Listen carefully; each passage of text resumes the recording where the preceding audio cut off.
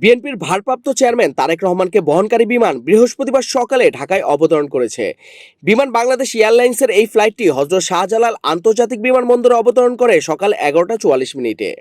দীর্ঘ 17 বছর পর দেশে ফেরা এই রাজনৈতিক নেতাকে স্বাগত জানাতে বিমানবন্দরে উপস্থিত ছিলেন বিএনপির স্থায়ী কমিটির সদস্য সহ দলের শীর্ষস্থানীয় নেতারা।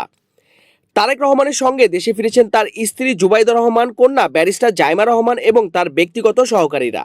বিমানবন্দরে অবতরণের পর সংক্ষিপ্ত সময়ের জন্য তিনি দলীয় নেতাদের সঙ্গে আলাপ করেন। বিমানবন্দর থেকে বের হয়ে খালি পায়ে দেশের মাটিতে নামলেন তারেক রহমান। এরপর তিনি রাজধানীর পূর্বাঞ্চলের জুলাই 36 এক্সপ্রেসওয়ে এলাকায় আয়োজিত গণসংবর্ধনা অনুষ্ঠান স্থলে যাত্রা শুরু করেন।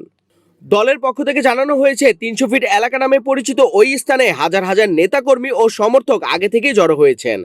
সেখানে তিনি সংক্ষিপ্ত বক্তব্যের মাধ্যমে দেশবাসী ও দলীয় নেতাকর্মীদের প্রতি কৃতজ্ঞতা জানাবেন এবং নিরাপদে দেশে ফেরার জন্য সৃষ্টিকর্তার কাছে প্রার্থনা জানাবেন। বিমানবন্দরের ভিভিআইপি টার্মিনালের সামনে তারেক রহমানের যাত্রার জন্য প্রস্তুত রাখা হয়েছে একটি লাল রঙের বাস। সেখানে লেখা হয়েছে বাংলাদেশ ফার্স্ট। এই বাসেই তিনি বিমানবন্দর থেকে সরাসরি গণসংবর্ধনা মঞ্চের উদ্দেশ্যে রওনা দেবেন। তারেক রহমানের চলাচল ঘিরে বিমানবন্দর ও আশেপাশের এলাকায় নেওয়া হয়েছে কড়া নিরাপত্তা ব্যবস্থা।